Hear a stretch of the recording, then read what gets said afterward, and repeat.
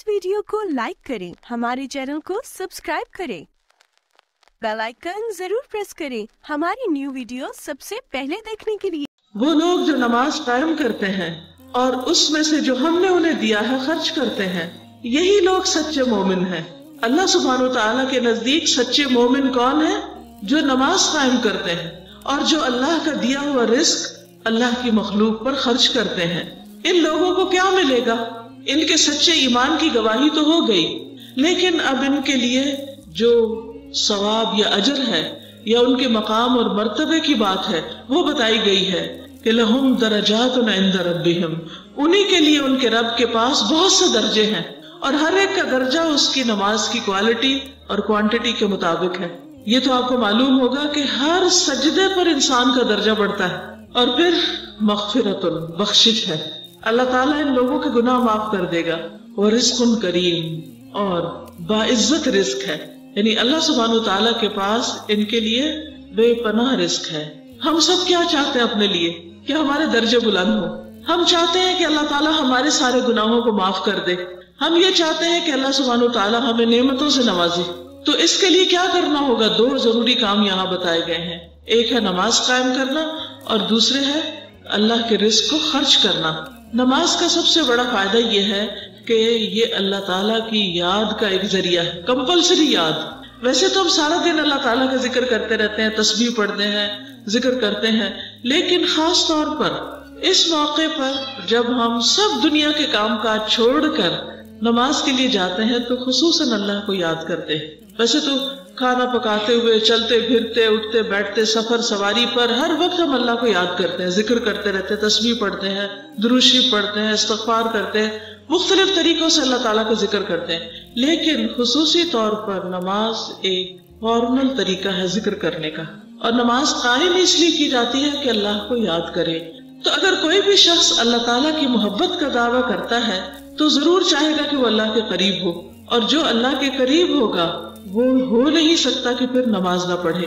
इसलिए अल्लाह ताला फरमाते हैं, मैंने अपने बंदे पर जो चीजें फर्ज की हैं उससे ज्यादा कोई चीज मुझे महबूब नहीं कि वो बंदा फर्ज अदा करके मेरा कुर्ब हासिल करे। यानी अगर कोई मेरे करीब होना चाहता है तो सबसे पहले अपनी ड्यूटी पूरी करे, फर्ज अदा करे। यानी अगर हम नमाज नहीं पढ़ते और मुख्तलिफ तरह के काम करते रहते हैं और ये सोचते हैं कि इस तरह हम अल्लाह ताला के ज्यादा करीब हो सकते हैं, तो ये गलत फहमी होगी।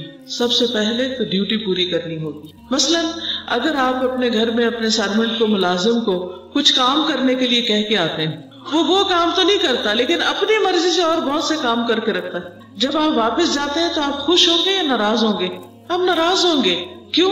इसलिए कि ये तो मैंने आज करने को नहीं कहा था, मैंने तो आज तुम्हें ये और ये काम बताए थे, मुझे तो ये काम चाहिए। मसलन अगर आपने उसको कहा हो कि खाना बनाओ, सफाई शाम को कर लेंगे।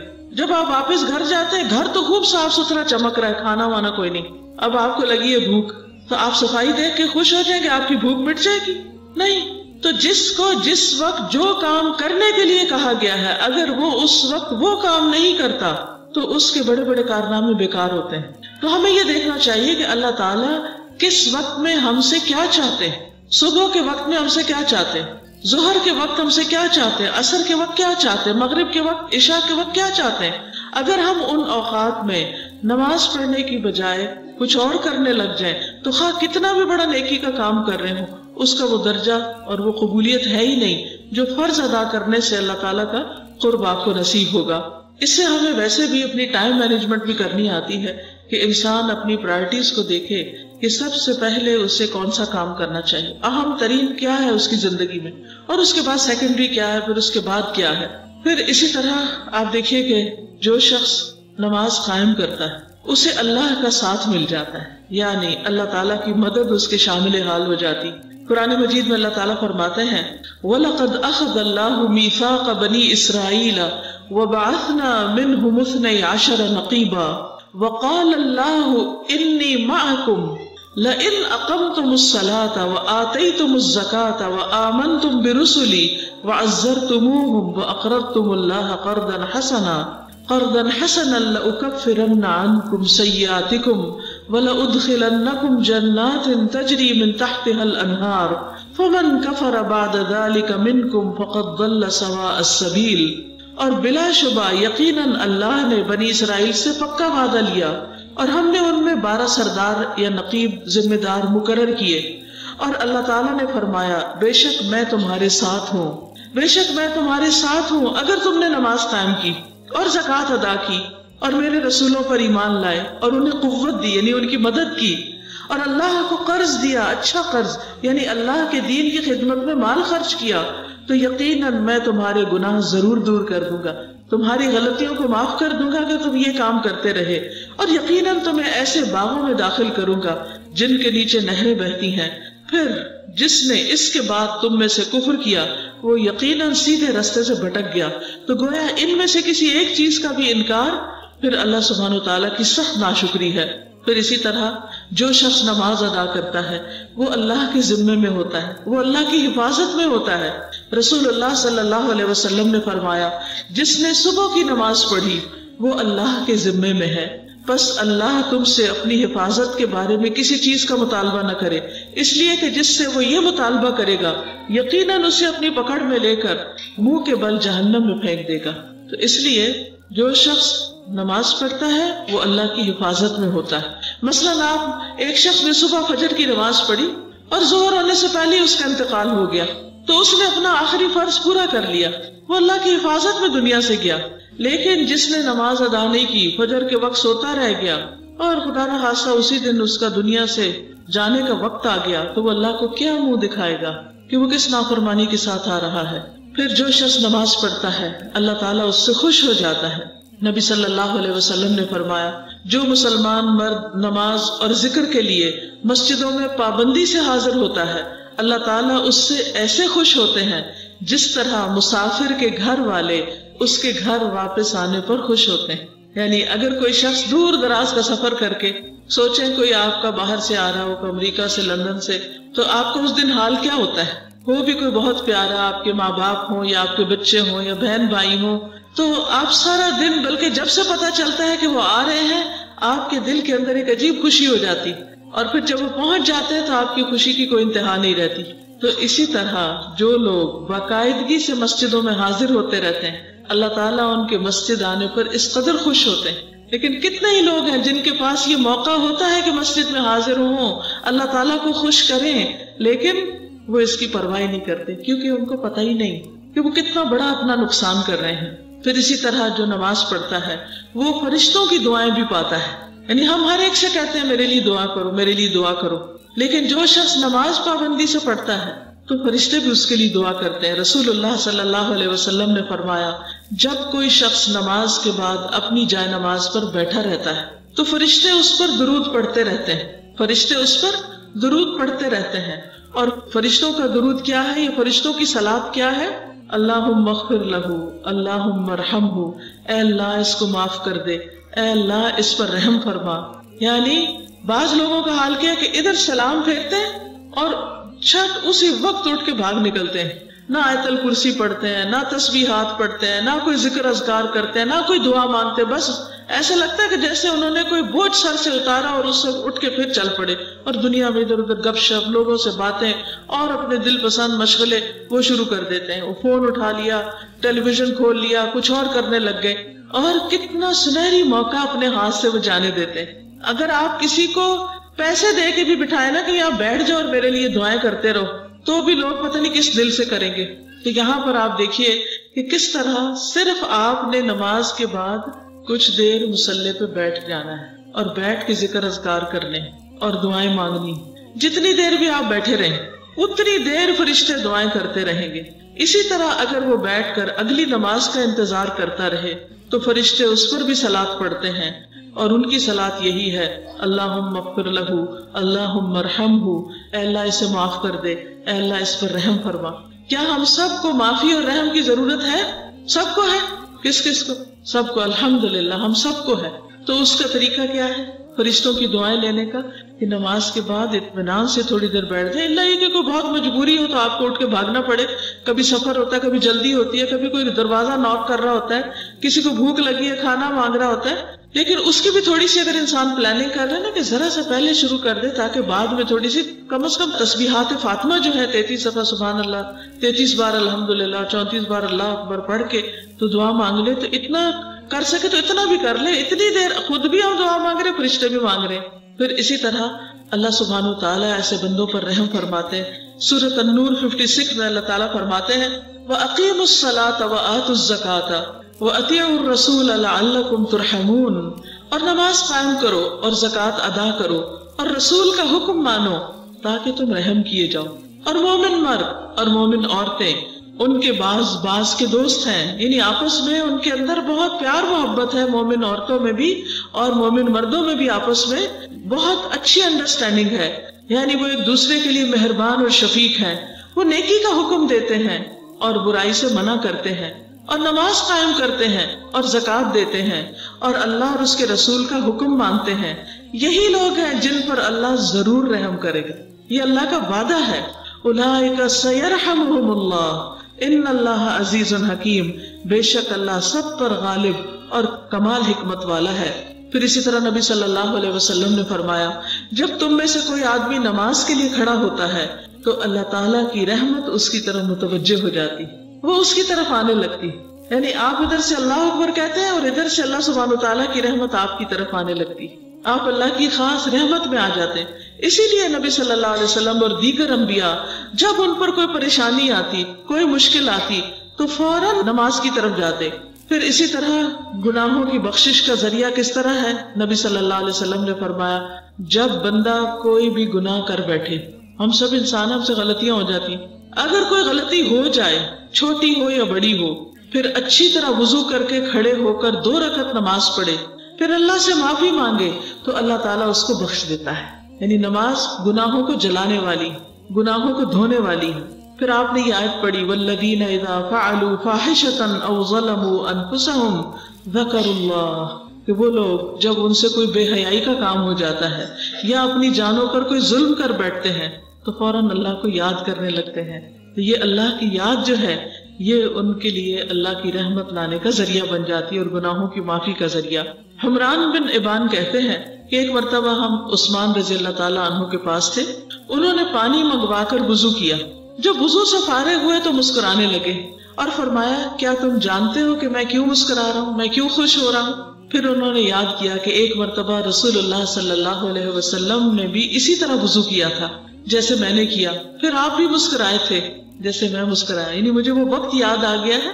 جس سے پتہ چلتا ہے کہ صحابہ کرام نے صرف حدیثوں کو لفظاً نہیں روایت کیا بلکہ عملی طور پر روایت کیا. اور پھر آپ نے فرمایا، یعنی حضور صلی اللہ علیہ وسلم نے، کیا تم جانتے ہو کہ میں کیوں مسکرا رہا ہوں؟ ہم نے عرض کیا اللہ اور اس کا رسول ہی بہتر جانتے ہیں کہ آپ اس وقت کیوں مسکرا رہے ہیں. آپ نے فرمایا جب بندہ وضو کرتا ہے اور کامل وضو کر کے نماز شروع کرتا ہے اور کامل نماز پڑھتا ہے، یعنی پوری طرح رکوع سجدہ ہر چیز ادا کرتا ہے، تو اپنی نماز سے اس طرح نکلتا ہے جیسے کہ ماں کے پیٹ سے گناہوں سے پاک نکلا تھا. یعنی اچھی طرح وضو کرے کہ کوئی حصہ خشک نہ رہے، سارے اعضاء دھوئے جو دھونے چاہیے، صحیح طرح مسح کرے اور پھر اس کے بعد نماز پوری پڑھے تو وہ ایک طرح سے سارے اپنے گناہ جھاڑ کے آ جاتا ہے، انسانوں کا بوجھ ہلکا ہو جاتا ہے. رسول اللہ صلی اللہ علیہ وسلم نے فرمایا جب مسلمان بندہ اللہ کی رضا حاصل کرنے کے لیے نماز پڑھتا ہے تو اس کے گناہ اسی طرح جھڑ جاتے ہیں جس طرح درخت کے پتے جھڑتے ہیں. سوکھے درخت کے پتے بھی سے ایک ایک کر کے گرتے چلے جاتے ہیں. رسول اللہ صلی اللہ علیہ وسلم نے یہ بھی فرمایا کہ بندہ جب نماز کے لیے کھڑا ہوتا ہے تو اس کے سارے گناہ لا کر اس کے کندھے پہ رکھ دیے جاتے ہیں. یعنی کھڑے ہوئے یہاں رکھ دیے گئے، جب وہ رکوع کرتا ہے تو وہ نیچے گر جاتے ہیں، سجدہ کرتا ہے تو وہ اس سے جھڑ جاتے ہیں. تو اس طرح وہ اس بوجھ سے آزاد ہو جاتا ہے. پھر وہ مشہور حدیث بھی آپ کو یاد ہوگی کہ حضور صلی اللہ علیہ وسلم نے یہ فرمایا تھا کہ اگر کسی شخص کے دروازے پر نہر جاری ہو، یہ آپ کے بھی دروازے پہ نہر ہے یہاں، اور وہ روزانہ اس میں 5 مرتبہ نہائے، آپ تو شاید ایک بار بھی نہیں اس میں ڈبکی لگائے ہوں گے، تو فرمایا کہ تمہارا کیا گمان ہے، تمہارا کیا خیال ہے کہ کیا اس کے بدن پر میل کا کچھ بھی حصہ باقی رہے گا؟ آپ یوں سمجھیں کہ دن میں 5 دفعہ آپ شاور کرنے جاتے ہیں، یعنی پورا نہاتے ہیں جا کے، ایک دفعہ بھی نہا لے تو ایسے احساس ہوتا ہے صاف ہے. فرمایا یہی حال 5 نمازوں کا ہے. یہی حال 5 نمازوں کا ہے. اللہ تعالیٰ ان کے ذریعے گناہوں کو مٹا دیتا ہے. یعنی جیسے 5 دفعہ شاور لیا ایسے 5 دفعہ سارے گناہ انسان کے جھڑ گئے اور وہ بالکل ہلکا پھلکا ہو کر صاف ستھرا ہو کر بستر میں جاتا ہے رات کو سونے کے لیے. اور اگر نماز نہیں پڑھتا تو گناہوں کی پوٹلی ساتھ لے کے جاتا ہے اور اسی بوجھ کے ساتھ اٹھتا ہے اور وہی بوجھ لے کے دنیا کے کام کاج کرتا ہے اور اس طرح یہ نجاست بڑھتی چلی جاتی. قرآن مجید سورۃ ہود 114 میں اللہ تعالیٰ فرماتے ہیں وَأَقِمِ الصَّلَاةَ طَرَفَيِ النَّهَارِ وَزُلَفًا مِّنَ اللَّيْلِ إِنَّ الْحَسَنَاتِ يُذْهِبْنَ السَّيِّئَاتِ ذَلِكَ ذِكْرَىٰ لِلذَّاكِرِينَ. اور دن کے دونوں سروں پر اور کچھ رات گزرنے پر نماز قائم کرو، یعنی فجر، مغرب، عشاء. بلا شبہ نیکیاں برائیوں کو دور کر دیتی ہیں. ان الحسنات یذہبن السیئات، یہ ایک یاد دہانی ہے ان لوگوں کے لیے جو اللہ کو یاد رکھنے والے ہیں. یعنی جو لوگ اللہ سے محبت کرتے ہیں، اللہ کو یاد کرتے ہیں، انہیں چاہیے کہ ان نمازوں کی پابندی کریں، کیونکہ برائیاں کرتے ہی رہتے ہیں تو ان کو ساتھ ساتھ صاف کر دینا چاہیے. جیسے آپ ہر روز گھر صاف کرتے ہیں، ہر روز کرتے ہیں نا. کسی طرح آپ یہ تو نہیں کہتے کہ آج تو صفائی کی ضرورت ہی نہیں. جو سلیقہ مند خواتین ہوتی وہ ایک دن بھی نہیں جانے دیتی. پھر اسی طرح روزانہ پیش آنے والے فتنوں کا کفارہ. اچھا یہ فتنے کیا ہوتے ہیں؟ آپ اچھا بھلے اٹھے، ٹھیک ٹھاک، آپ کا موڈ اچھا تھا، آپ کچن میں کام کر رہے تھے کہ اتنے میں بچہ آیا، اس نے فریج کھولا اور ہاتھ مارا اور دودھ کا دیگچا گرا دیا.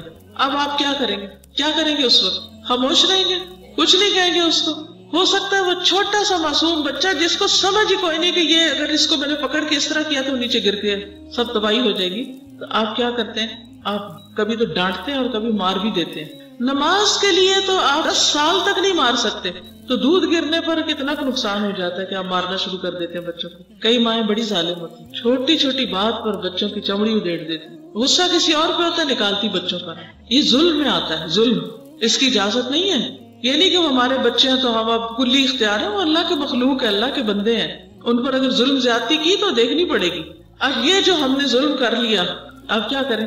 پھر اس کے بعد کبھی ایسا ہوتا ہے کہ آپ کام کر رہے ہوتے ہیں، کوئی کھانا بنا رہے ہیں، میاں نے آ کے کہا جلدی کرو جلدی کرو، آپ کو غصہ آ جاتا ہے، آپ 2 باتیں سنا دیتے ہیں اور زیادتی کر جاتے ہیں. اب بعد میں آپ کا غصہ ٹھنڈا ہوتا ہے تو آپ کو شرمندگی ہوتی ہے کہ میں نہ ہی بولتی تو اچھا تھا.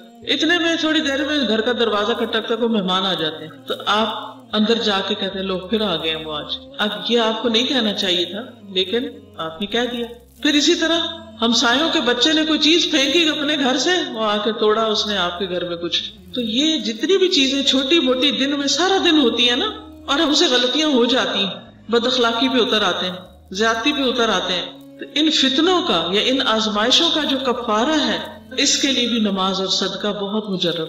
یہ نماز اور صدقہ انسان کے وہ فتنات جو اس کی بیوی، اولاد اور پڑوسی پہ ہوتا ہے، اس کے لیے کفارہ بن جاتا ہے. نماز، صدقہ اور اچھی بات، اس سے یہ گناہ مٹ جاتے ہیں. پھر اسی طرح دنیا اور آخرت دونوں میں نور حاصل کرنے کا ذریعہ ہے. حدیث میں آتا ہے الصلاۃ نور، نماز روشنی ہے، نور ہے. ایک اور جگہ پر فرمایا فرض اور نفل نماز نور ہے. یہ دل میں نور ہے، چہرے میں نور ہے، قبر میں نور ہے، حشر میں نور ہے. کہیں اندھیرا نہیں ہوگا. یعنی اگر چاہتے ہیں کہ قبر میں روشنی ہو تو وہاں واپڈا کی لائن نہیں لگے گی، وہاں نماز ہی ساتھ جائے گی تو روشنی ہوگی. اور ایک حقیقت ہے کہ انسان جس وقت صحیح معنوں میں اللہ تعالیٰ کی عبادت کرتا ہے، نماز پڑھتا ہے، دعا مانگتا ہے، تو اس کے اندر ایک سکون سا آ جاتا ہے. اس کے دل کے اندر سے غم کے اندھیرے چھٹنے لگتے ہیں اگر واقعی صحیح معنوں میں وہ نماز پڑھتا ہے. پھر اسی طرح راحت اور سکون کا ذریعہ ہے. سالم بن ابو جاد سے روایت ہے کہ ایک آدمی نے کہا کاش میں نماز پڑھ لیتا تو سکون پاتا. تو دوسرے لوگوں نے گویا اس کے اس انداز پر برا منایا کہ یہ کیا کہہ رہا ہے. اس نے کہا کہ میں نے رسول اللہ صلی اللہ علیہ وسلم سے سنا تھا، آپ فرماتے تھے بلال نماز کی اقامت کہو اور ہمیں اس سے راحت پہنچاؤ. یعنی ہمارے دل کے اوپر ایک پریشانی سی آ گئی ہے یا ایک دل کے اوپر بوجھ سا ہے تو تم اذان دو تاکہ ہم نماز پڑھیں اور ہمارا دل سکون میں آ جائے. اور یہ ایک آزمائی ہوئی چیز ہے کہ نماز سے پہلے اور بعد کی کیفیت میں لازمی فرق ہوتا ہے. یعنی جب تک آپ ایک نماز کے بعد دوسری تک آتے ہیں نا تو بیچ میں کچھ نہ کچھ ہو جاتا ہے، ایک بے چینی سی لگ جاتی. اور جب آپ دوسری نماز کی طرف آتے ہیں تو آپ کو ایک اطمینان سا نصیب ہوتا ہے. اور آپ ہلکے سے ہو جاتے ہیں. اور ویسے بھی الا بذکر اللہ تطمئن القلوب، خبردار اللہ کے ذکر سے دل مطمئن ہو جاتے ہیں، دلوں کو اطمینان نصیب ہوتا ہے، بے چینیاں ختم ہو جاتی. پھر اسی طرح نبی صلی اللہ علیہ وسلم نے نماز کو اپنی آنکھوں کی ٹھنڈک قرار دیا کہ نماز میری آنکھوں کی ٹھنڈک. پھر آپ دیکھیے کہ نماز جو ہے یہ جسم اور روح کی مشترکہ ورزش ہے، ایک ایکسرسائز ہے، انسان کو ایکٹیو بناتی ہے. اور جب ایکٹیو بناتی ہے تو انسان کو باقی کام کاج بھی آسان لگتے ہیں اور کام بھی مشکل نہیں لگتے، کیونکہ جسم کے اندر اتنی فلیکسیبلٹی آ جاتی ہے کہ اٹھنا بیٹھنا، نیچے سے کچھ اٹھانا، کچھ کرنا، یہ سب چیزیں آسان ہو جاتی. اور پھر چونکہ عام ایکسرسائزز میں کیا ہوتا ہے، آپ بور ہو جاتے ہیں.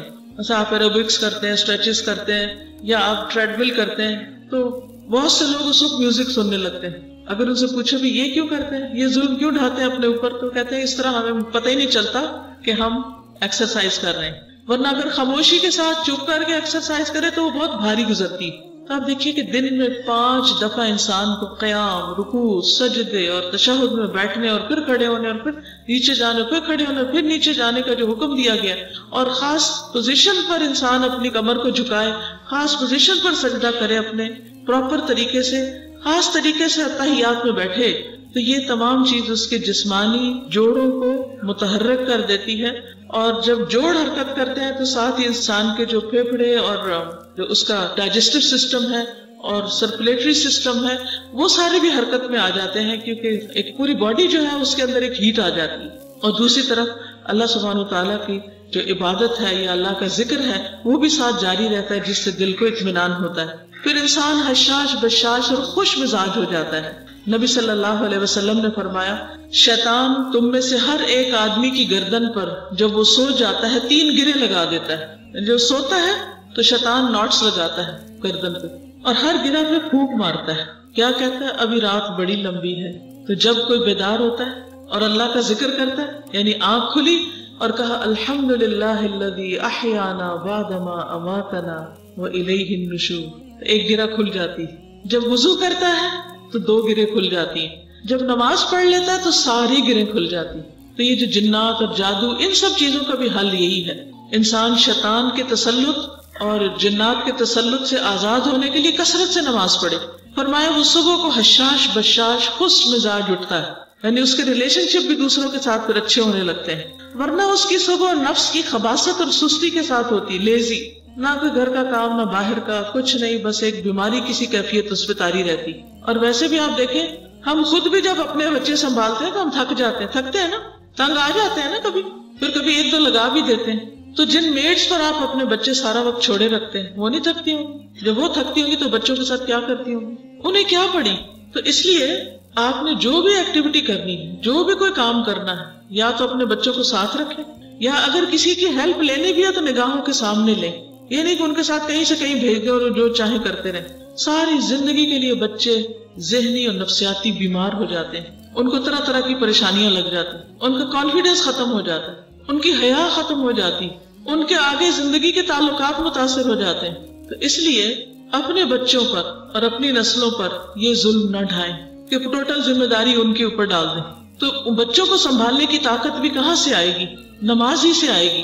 پھر اسی طرح یہ ہے کہ جو شخص نماز پڑھتا ہے اس کا دل نیکی کی باتوں میں لگتا ہے. جو شخص نماز نہیں پڑھتا نا، اس کا دل سیاہ ہونے لگتا ہے. جب اس کو کوئی قرآن کی بات بتائیں، دین کی بات بتائیں، اسلام کی بات بتائیں تو وہ کیا کرتا ہے؟ وہ بیزار ہوتا ہے، وہ سننا ہی نہیں چاہتا. مثلا اگر آپ کا بچہ نماز نہیں پڑھتا نا، تو آپ اسے اللہ سبحانہ وتعالیٰ کی، رسول اللہ صلی اللہ علیہ وسلم کی کوئی بات بتائیں گے تو کیا ہوگا؟ وہ نہیں سننا چاہے گا، کیونکہ شیطان نے اس کے دل پہ قبضہ کر رکھا ہے. ابھی آپ نے سورۃ الناس سنی ہوگی کہ کس طرح قل اعوذ برب الناس ملک الناس الہ الناس، اللہ سبحانہ وتعالیٰ کے 3 ناموں کے ساتھ اللہ تعالیٰ کی پناہ لی گئی. اور پھر کس سے بچنے کے لیے؟ من شر الوسواس الخناس، اس بڑے وسوسہ ڈالنے والے کے شر سے جو بار بار پلٹ پلٹ کے آتا ہے وسوسے ڈالتا ہے. الذی یوسوس فی صدور الناس، جو لوگوں کے سینوں میں وسوسے ڈالتا ہے، دلوں میں وسوسے ڈالتا ہے. من الجنۃ والناس، جنوں میں سے پھر انسانوں میں سے. آپ دیکھیے کہ ہمارے بچے اور ہمارے قریب عزیز دوست بعض اوقات ایسے ماحول میں ہوتے ہیں جہاں کوئی اللہ کا نام نہیں لیتا، کوئی بھی نماز نہیں پڑھتا. جب وہ ان لوگوں کے بیچ میں رہتے ہیں تو پھر وہ انہیں جیسے ہونے لگتے ہیں، ماحول ان پر اثر انداز ہوتا ہے. اور پھر جب ان سے کہا جاتا ہے کہ آؤ دین کی طرف، آؤ قرآن پڑھو، تو ان کا دل نہیں لگتا، ان کو مزہ ہی نہیں آتا، ان کو اس میں کوئی انٹرسٹ نہیں ہوتا. تو آپ نے کبھی سوچا کہ اس کی روٹ کاز کیا ہے، اس کی وجہ کیا ہے؟ اس کی وجہ یہ ہوتی ہے کہ وہ ہر وقت اللہ سے غافل کرنے والے ماحول میں ہوتے ہیں. تو اس لیے بحیثیت ماں ہماری ذمہ داری بنتی ہے کہ چھوٹے ہوتے ہی بچوں کو اس طرف لے آئیں، تاکہ شروع سے ان کو نماز کی عادت ہو جائے، اور بڑے ہو کر پھر وہ جہاں بھی ہو انہیں پیچھے سے بار بار کہنا نہ پڑے، وہ خود ہی ادا کرنے والے ہوں. پھر آپ دیکھیے کہ ہمارے بچے جب یونیورسٹیز میں، کالجز میں، مختلف اداروں میں جاتے ہیں تو ہمیں بڑی فکر ہوتی ہے کہ یہ کہیں کسی غلط کمپنی میں، کسی ڈرگز میں نہ پڑ جائیں، یا کہیں لڑکیوں میں نہ انوالو ہو جائیں، یا کسی بے حیائی فحاشی کے کام میں نہ چلے جائیں. کتنا فکر ہوتا ہے ماں باپ کو، باہر بچہ پڑھنے کے لیے بھیج رہے ہیں، یونیورسٹی میں بھیج رہے ہیں، کیا بنے گا. تو اس سے آپ تو نہیں روک سکتے کیونکہ آپ تو ہر وقت ساتھ نہیں ہیں. آپ نے ان کے ساتھ کون سا ہتھیار دیا ہے، کیا چیز ساتھ دے رہے ہیں کہ وہ اس سارے شر سے محفوظ رہیں؟ نماز. اللہ تعالیٰ فرماتے ہیں ان الصلاۃ تنہی عن الفحشاء والمنکر ولذکر اللہ اکبر واللہ یعلم ما تصنعون. بے شک نماز بے حیائی اور برائی سے روکتی ہے، اور یقیناً اللہ کا ذکر سب سے بڑا ہے، اور اللہ جانتا ہے جو کچھ تم کرتے ہو. تو گویا اگر آپ نے ان کو نماز کا پابند بنا دیا تو وہ جہاں مرضی پھر چلے جائیں، پھر آپ کو فکر نہیں ہوگی، کیونکہ آپ ان کو روکنے والے نہیں، ان کی نماز ان کو روکنے والی بن جائے گی. کہ ان کو جب وہ برے طرف جانے لگیں گے تو وہ سوچیں گے ہائے میں تو نماز پڑھتا ہوں، یا اگر گئے اور نماز کا وقت ہو گیا تو وہ اس سے نکل آئیں گے. ورنہ کون اٹھائے گا ان کو وہاں سے، ان بری مجلسوں سے اور فحش گفتگو سے اور بے حیائی کی جگہوں سے کون اٹھائے گا؟ نماز ہی تو اٹھائے گی. اٹھو بندے اللہ اکبر ہو گئی، چلو نماز کے لیے. تو وہ سلسلہ ٹوٹ جائے گا نا اگر کسی برائی کی طرف جانے بھی لگے، کیونکہ نشہ کر کے بھی کوئی نماز نہیں پڑھ سکتا، تو وہ نشے سے رک جائیں گے کہ نہیں میں تو نماز پڑھتا ہوں. تو اس لیے اگر حقیقی معنوں میں ہم نمازیں قائم کرنے لگے، اپنی زندگی میں اس کی پابندی کرنے لگے، تو بہت سی خرابیاں خود بخود ختم ہو جائیں. اور پھر اللہ تعالیٰ ساتھ ہی فرماتے ہیں واللہ یعلم ما تصنعون، اللہ کو سب پتا ہے جو بھی تم کرتے ہو. پھر اسی طرح یہ ہے کہ نماز کی ادائیگی انسان کو برے اخلاق سے روکتی ہے. اللہ تعالیٰ فرماتے ہیں ان الانسان خلق ہلوعا اذا مسہ الشر جزوعا واذا مسہ الخیر منوعا الا المصلین الذین هم علی صلاتهم دائمون. بلا شبہ انسان تھوڑ دلا بنایا گیا، بڑے چھوٹے دل والا، چھوٹی سی بات مائنڈ کر جاتا ہے. جب اسے کوئی تکلیف پہنچتی ہے تو گھبرا اٹھتا ہے، پینک ہو جاتا ہے. جب مال ملتا ہے تو بخیل ہو جاتا ہے، سب اپنے پہ خرچ کرنا چاہتا ہے، دوسروں کو نہیں دینا چاہتا. سوائے ایکسپٹ فار نماز ادا کرنے والوں کو، ان کے دل نرم رہتے ہیں، پھر وہ اللہ کی مخلوق پہ خرچ بھی کرتے ہیں، ان کے دل مضبوط ہو جاتے ہیں. بار بار اللہ کی یاد سے ان کے دلوں کے اندر ایک قوت آتی ہے، اس لیے کہ وہ اللہ کو بھروسہ کرتے ہیں. تو جب کوئی مشکل آتی ہے تو وہ کیا کہتے ہیں انا للہ و انا الیہ راجعون، اور وہ ایسی حرکتیں نہیں کرتے جو اللہ تعالیٰ کو پسند نہ ہو. اور وہ کون ہیں؟ کون سے مصلین؟ الذین هم علی صلاتهم دائمون، وہ جو اپنی نمازوں میں دوام اختیار کرتے ہیں، جو ہمیشہ نماز پڑھتے ہیں. کچھ لوگ ایسے ہوتے ہیں نا جو 2 نمازیں پڑھتے ہیں، 4 پڑھتے ہیں، یا کبھی جمعے کی پڑھ لیتے ہیں. نہیں، یہ ان کی صفت بیان ہوئی ہے جو ساری نمازیں پابندی کے ساتھ پڑھتے ہیں.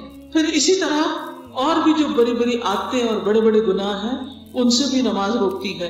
ابو ہریرہ رضی اللہ عنہ کہتے ہیں کہ ایک آدمی نبی صلی اللہ علیہ وسلم کے پاس آیا اور کہا کہ فلاں آدمی رات کو تو نماز پڑھتا ہے لیکن صبح کے وقت چوریاں کرتا ہے. آپ نے فرمایا ان قریب اس کا یہ عمل اسے ایسا کرنے سے روک دے گا. یعنی اگر وہ نماز پڑھتا رہا تو ایک دن چوری سے بھی رک جائے گا.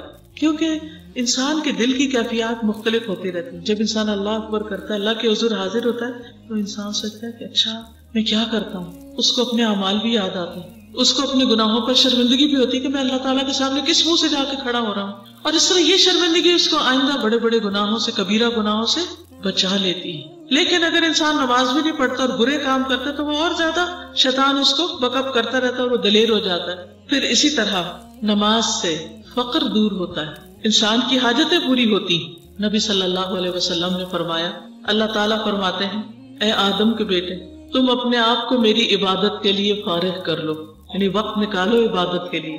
خواہ کتنے بھی بزی ہو، نماز کے لیے، عبادت کے لیے وقت نکالو. میں تمہارے دل کو بے نیازی سے بھر دوں گا، یعنی تمہارے اندر ایک کنٹینٹمنٹ دے دوں گا اور تمہارا فقر دور کر دوں گا. وہ جو ایک محتاجی ہے نا، یاد رکھیے کم پیسے والے نہیں محتاج ہوتے. بعض اوقات بڑے بڑے مالداروں کے اندر ایک بے چینی کہ ہائی کچھ نہیں، یہ قرضہ دینا ہے، اس کو دینا ہے، اس کو دینا ہے، بڑے خرچے ہیں. تو اس کو ہر وقت ڈر لگا رہتا ہے کہ پتہ نہیں کس وقت یہ سب کچھ الٹ جائے، کس وقت مارکیٹ ڈاؤن ہو جائے، کس وقت کیا پریشانی آ جائے.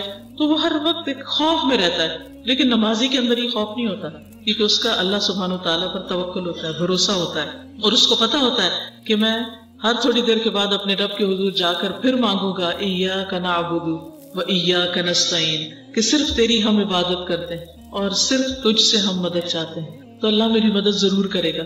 اس کو اللہ تعالیٰ کی مدد پر یقین ہوتا ہے.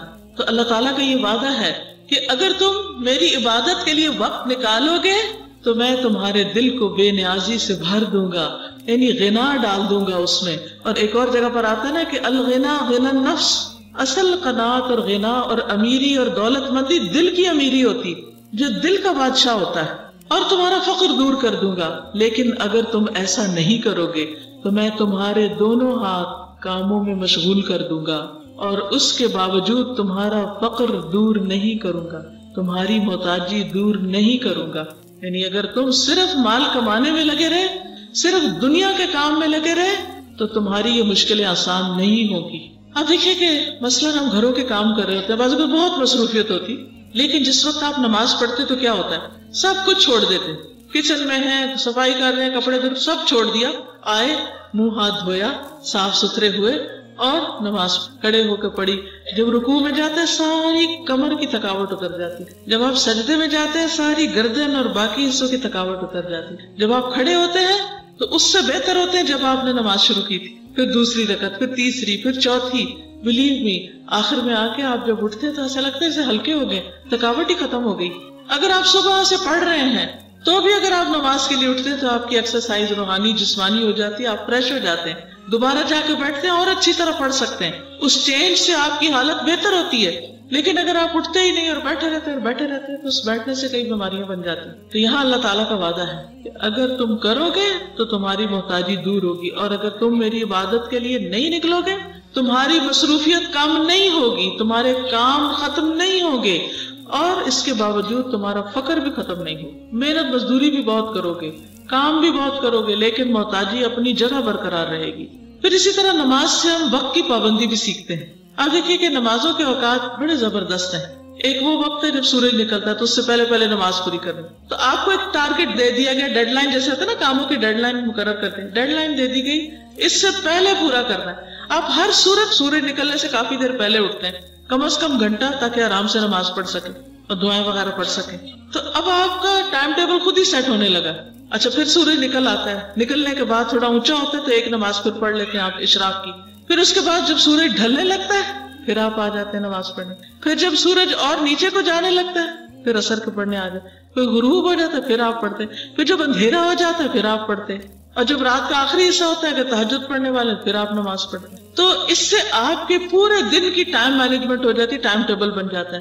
آپ اپنے ضروری کاموں کو ہر نماز کے ساتھ باندھ سکتے ہیں. فجر پڑھ کے میں نے یہ کرنا ہے، ظہر کے ساتھ یہ کرنا ہے، عصر کے بعد یہ کرنا ہے، مغرب کے بعد یہ کرنا ہے، عشاء کے بعد سو جانا ہے. تو ہر مسلمان کا ٹائم ٹیبل اللہ تعالیٰ نے بنا دیا ہے. اور پھر جس نماز کے ساتھ جو آپ کام باندھ لیتے ہیں، چاہے کوئی پڑھائی ہے، گھر کا کام ہے، یہ کچھ اور ہے، تو آپ کے پاس فارغ وقت بھی پھر نکل آتا ہے، آپ آرام بھی کر پاتے ہیں. تو اس لیے وقت کی پابندی انسان کو نمازوں سے ہی آتی. پھر اسی طرح ایک اور آیت میں آتا ہے اقم الصلاۃ لدلوک الشمس الی غسق اللیل وقرآن الفجر ان قرآن الفجر کان مشہودا. نماز قائم کرو سورج ڈھلنے سے رات کے اندھیرے تک، اور فجر کا قرآن پڑھو، بے شک فجر کا قرآن ہمیشہ سے حاضر ہونے کا وقت رہا ہے. یعنی فرشتوں کی حاضری ہوتی ہے اس وقت. حضرت عبداللہ بن عمر سے روایت ہے کہ اللہ کے نبی صلی اللہ علیہ وسلم نے فرمایا، جب تم فجر کی نماز پڑھ چکو تو اس کا وقت باقی ہے جب تک سورج کا اوپر کا کنارہ نہ نکلے.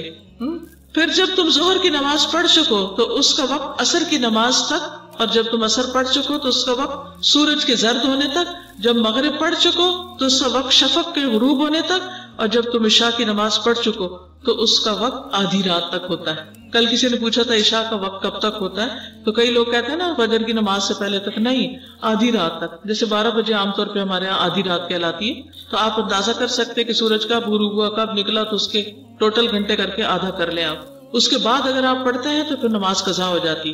تو اللہ تعالیٰ سے توبہ کرنی چاہیے اگر پہلے ہم ایسی غلطیاں کرتے ہیں. بعض لوگ بیٹھے ٹی وی دیکھتے رہتے ہیں, فلمیں دیکھتے رہتے ہیں, 1 بجتا ہے تو اٹھ کے عشاء پڑھ رہے ہوتے ہیں, وہ نماز کا وقت قضا ہو چکا ہوتا ہے. تو اس لیے وقت پر نماز پڑھنا ضروری ہے. یعنی فجر کب تک؟ جب تک سورج نہیں نکلتا, اس کے اندر اندر نماز ہو جاتی, اور باقی بھی اسی طرح جو اوقات ہے نماز کے. اب یہ تو چند ایک دنیا کے فائدے تھے.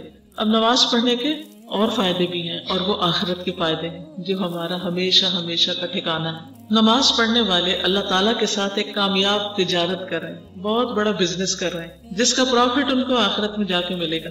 اللہ تعالیٰ فرماتے ہیں ان الذین یتلون کتاب اللہ, بے شک وہ لوگ جو اللہ کی کتاب کی تلاوت کرتے ہیں, وَأَقَامُوا الصَّلَاةَ, اور نماز قائم کرتے ہیں, وَأَنفَقُوا مِمَّا رَزَقْنَاهُمْ سِرًّا وَعَلَانِيَةً, اور جو رزق ہم نے انہیں دیا ہے اس میں سے کھلے چھپے خرچ کرتے ہیں, دکھا کے بھی چھپا کے بھی دیتے رہتے ہیں.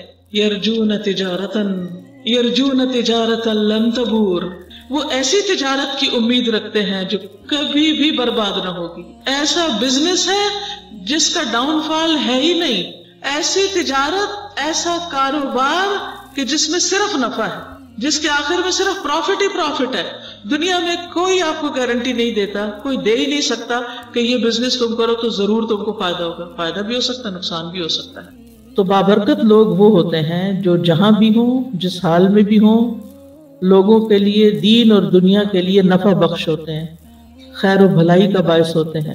عیسیٰ علیہ السلام کے بارے میں آتا ہے نا قرآن مجید میں, وَجَعَلَنِي نَبِيًّا وَجَعَلَنِي مُبَارَكًا أَيْنَمَا كُنتُ, کہ اللہ نے مجھے نبی بنایا اور میں جہاں بھی ہوں مجھے بہت برکت والا بنایا. ابن قیم الجوزیہ اس آیت کی تفسیر میں کہتے ہیں یعنی اللہ نے مجھے خیر کی تعلیم دینے والا, اپنی طرف بلانے والا, اور اپنی یاد دلانے والا, اور اپنی اطاعت کی ترغیب دینے والا بنایا, یعنی لوگوں کو اللہ کی طرف بلایا. تو ایسا آدمی بابرکت ہوتا ہے کہ جو لوگوں کی زندگی میں ایک ویلیو ایڈ کرے, کہ ان کو دنیا سے کاٹ کے رب والا بنا دے, ربانی بنا دے, ان کا رخ زمین کی حقیر چیزوں سے اٹھ کر اوپر کو جائے, بلندیوں کی طرف جائے, اس کے مقاصد بلند ہوں. تو وہ کہتے ہیں کہ جس شخص میں یہ صفات نہ ہو وہ برکت سے خالی ہوتا ہے. وہ برکت سے خالی ہے. کون سی صفات؟ کہ لوگوں کو خیر کی تعلیم, خیر سے مراد صرف قرآن کی تعلیم نہیں, قرآن تو خیر ہے ہی ہے, اس کے علاوہ بھی خیر و بھلائی, دین دنیا سے متعلق جو بھی خیر و بھلائی ہے وہ دوسروں کو سکھانا, اللہ کی طرف بلانا, اللہ کی یاد دلانا لوگوں کو. کہتے ہیں کہ جس شخص میں یہ صفات نہ ہو وہ برکت سے خالی ہوتا ہے, اور اس سے ملاقات اور مجلس بے برکت ہو جاتی ہے. ایسے شخص کی ملاقات بھی بے برکت ہے اور مجلس بھی بے برکت ہے جس میں کوئی خیر کی بات نہ ہو. تو آدمی کی برکت یہ ہے, یہ ابن قیم کا قول ہے, آدمی کی برکت یہ ہے کہ وہ جہاں جائے خیر و بھلائی سکھائے, جسے بھی ملے, جس سے بھی ملے اس کی خیر خواہی کرے.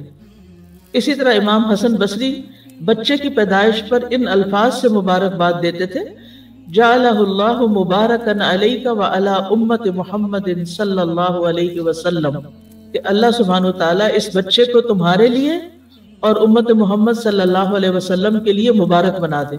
یعنی ماں باپ کے لیے بھی فائدہ مند ہو, اور کس کے لیے ہو؟ امت محمد صلی اللہ علیہ وسلم کے لیے. اسی طرح ایوب السختیانی ایوب السختیانی کو جب کوئی اپنے نومولود کی مبارک دیتا تو یہی دعا دیتے تھے. کتنے لوگ ہوتے ہیں جن کے پاس ڈھیروں معلومات ہوتی ہیں لیکن وہ کسی کو کچھ بھی نہیں بتاتے, ان کی ذات سے کسی کو کوئی فائدہ نہیں پہنچتا. لیکن کتنے ہی کم علم لوگ ہوتے ہیں لیکن ان سے بیسوں لوگ فائدہ اٹھا جاتے ہیں.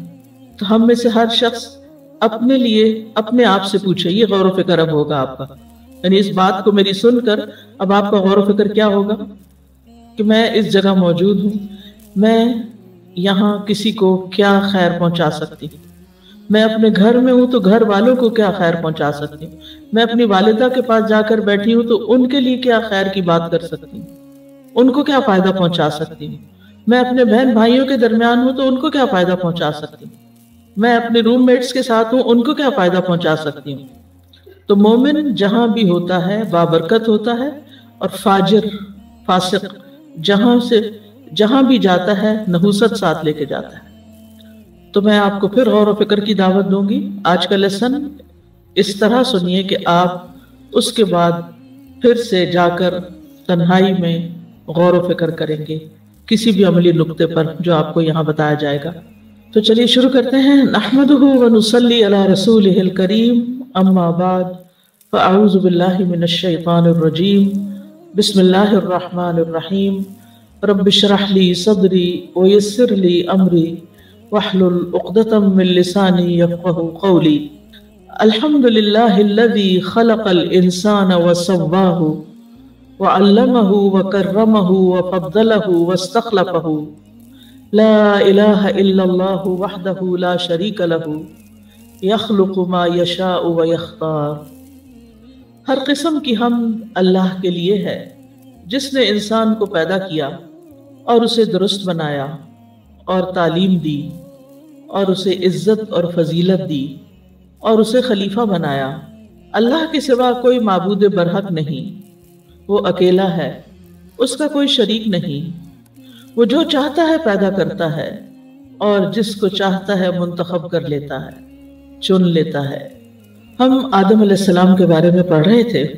پچھلی آیات میں بیان ہوا کہ اللہ تعالیٰ نے آدم علیہ السلام کو علم کی بنا پر فضیلت دی اور انہیں ایسا علم سکھایا جو فرشتوں کے پاس نہیں تھا۔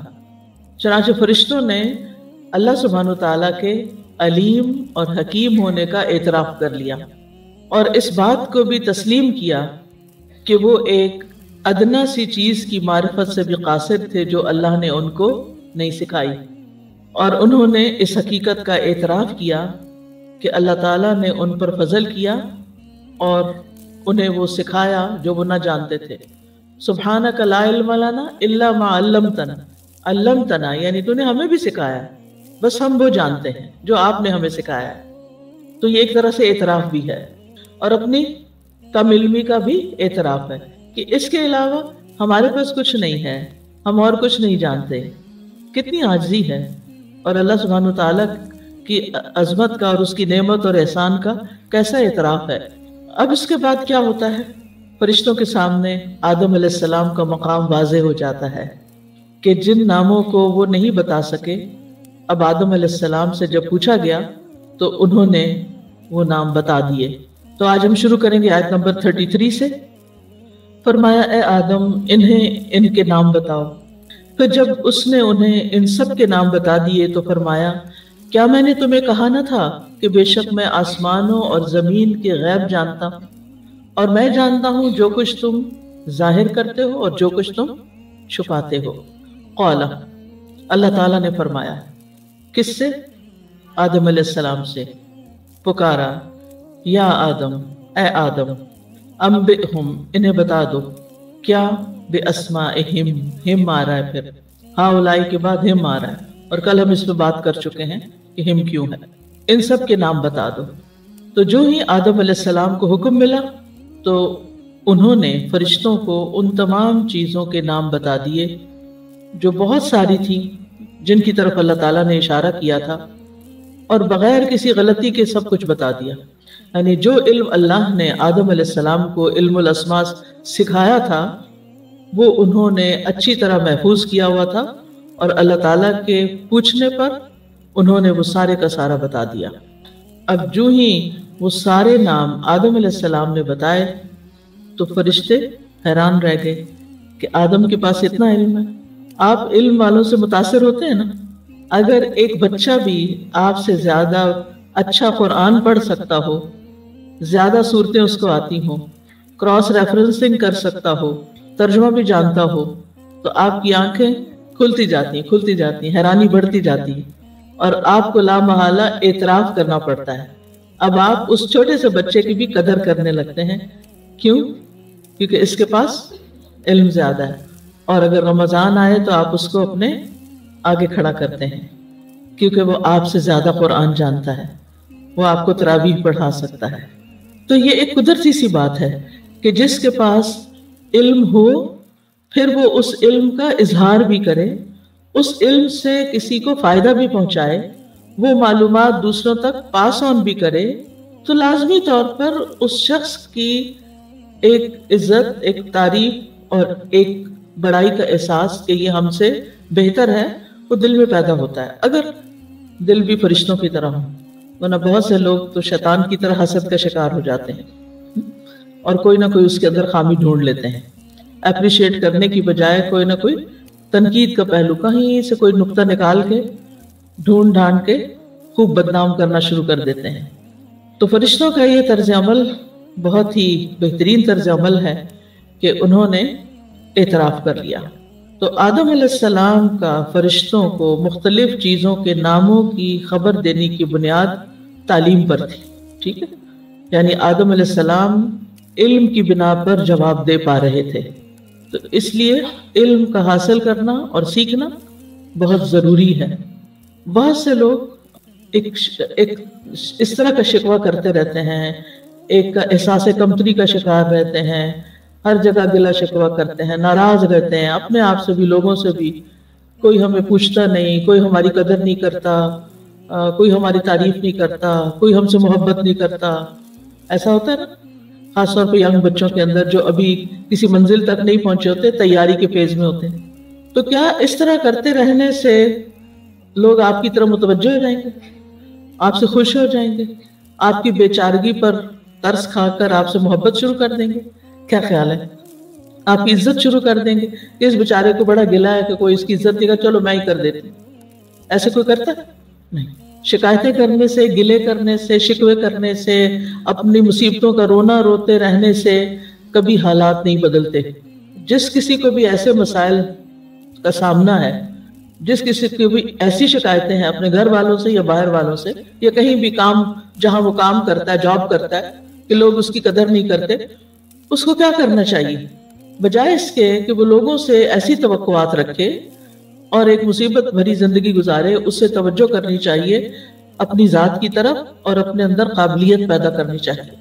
اس سے سب کچھ چھوڑ کر اپنے اوپر فوکس کرنا چاہیے۔ اوروں کی غلطیاں اور اوروں کی خامیاں ڈھونڈنے کی بجائے اپنی غلطیوں کا اعتراف کر کے، اپنی کمی کوتاہی کا اعتراف کر کے اپنے اندر قابلیت پیدا کرنی چاہیے۔ یعنی اگر تم کچھ چاہتے ہو تو پھر کیا کرو؟ اگر اپنا لوہا منوانا چاہتے ہو تو پھر کیا کرو؟ گلے شکوے چھوڑ کر علم حاصل کرو۔ آدم علیہ السلام کو عزت ملی تھی، شرف ملا تھا علم کی بنیاد پر۔ فَلَمَّا أَنبَأَهُمْ بِأَسْمَائِهِمْ، پھر جب انہوں نے یعنی آدم علیہ السلام نے ان کو یعنی فرشتوں کو بتا دیے بِأَسْمَائِهِمْ ان کے نام، جن چیزوں کے بھی نام کہے گئے تھے بتانے کے لیے، قال، تو اللہ تعالیٰ نے فرمایا، أَلَمْ أَقُلْ لَكُمْ، کیا میں نے تم سے کہا نہ تھا، إِنِّي أَعْلَمُ غَيْبَ السَّمَاوَاتِ وَالْأَرْضِ، کہ میں آسمانوں اور زمین کے غیب جانتا ہوں۔ یعنی آدم علیہ السلام کے چیزوں کے نام بتانے میں ایک حکمت تھی، یعنی آدم علیہ السلام کو زمین کا خلیفہ بنانے میں ایک حکمت تھی، اور یہاں پھر آدم علیہ السلام سے نام پوچھ کر اور ان کے آگے بتانے میں بھی ایک حکمت تھی۔ یعنی اللہ تعالیٰ نے آدم علیہ السلام کو کیوں کہا کہ یہ سب بتائیں، تاکہ فرشتے اس بات کو اور اچھی طرح جان لیں کہ اللہ تعالیٰ کا ہر فیصلہ حکمت پر مبنی ہے اور اللہ تعالیٰ کا علم کامل ہے، اور اللہ تعالیٰ جانتا ہے کہ آدم میں کچھ ایسی چیزیں ہیں جن کی بنا پر انہیں فضیلت دی جا رہی ہے، اور دوسرے یہ کہ اللہ تعالیٰ غیب جانتے ہیں، عالم غیب السماوات والارض، اور غیب سے مراد ہر وہ چیز ہے جو ہم سے اوجھل ہو، جس کا ہم مشاہدہ نہ کر سکتے ہوں۔ تو ہمارا رب ان سب چیزوں کو بھی جانتا ہے جنہیں ہم نہیں جانتے، جنہیں ہم دیکھ نہیں سکتے، وہ ہماری نگاہوں سے اوجھل ہیں۔ اب یہاں پر یہ کیوں کہا گیا کہ میں آسمانوں اور زمین کے غیب جانتا ہوں؟ یہ کہنا کافی نہیں تھا کہ میں آسمانوں اور زمین کی چیزوں کو جانتا ہوں، کیونکہ جب غیب جانتا ہے اللہ تو پھر حاضر بھی جانتا ہے، یعنی جو چھپا ہوا جانتا ہے، چھپی ہوئی ہر چیز کو جانتا ہے، تو وہ ظاہر کی ہر چیز کو کیوں نہیں جانتا؟ تو اس لیے یہاں پر غیب کا خاص طور پر ذکر کیا گیا، انی عالم غیب السماوات والارض، یعنی نہ صرف یہ کہ آدم علیہ السلام کو شرف دینے کی وجہ جانتا ہوں، بلکہ آسمانوں اور زمین کے بھی سارے راز جانتا ہوں۔ اور پھر اللہ تعالیٰ نے اپنے علم کے بارے میں تاکیداً یہ بات کہی، کیونکہ اس سے پہلے اللہ تعالیٰ نے فرما دیا تھا انی عالم ما لا تعلمون، اس وقت بس اتنا سا جواب دیا گیا۔ پھر ان کو حقیقت میں تمام چیز کا مشاہدہ کرا کے عملی طور پر مثال پیش کر کے آدم علیہ السلام کی، اور انہیں ایک تجربے سے گزار کر ان کے سامنے ظاہر کر کے پھر مزید اچھی طرح قائل کر دیا گیا، اور فرشتے قائل بھی ہو گئے۔ تو وضاحت کر دی گئی کہ قال الم اقل لکم، میں نے پہلے یہ نہیں کہا تھا، تاکہ فرشتے اچھی طرح جان لیں کہ کائنات میں جو کچھ ہو رہا ہے اس کی ساری حکمتیں، ساری مصلحتیں اللہ تعالیٰ جانتا ہے، اور صرف اللہ ہی جانتا ہے۔ حتیٰ کہ اللہ کے مقرب ترین فرشتے بھی اللہ سبحانہ و تعالیٰ کے اس علم میں اس کے شریک نہیں۔ کس علم میں؟ علم الغیب میں۔ یہ بھی ایک بڑا اہم نقطہ ہے جاننے کا کہ علم الغیب کا مالک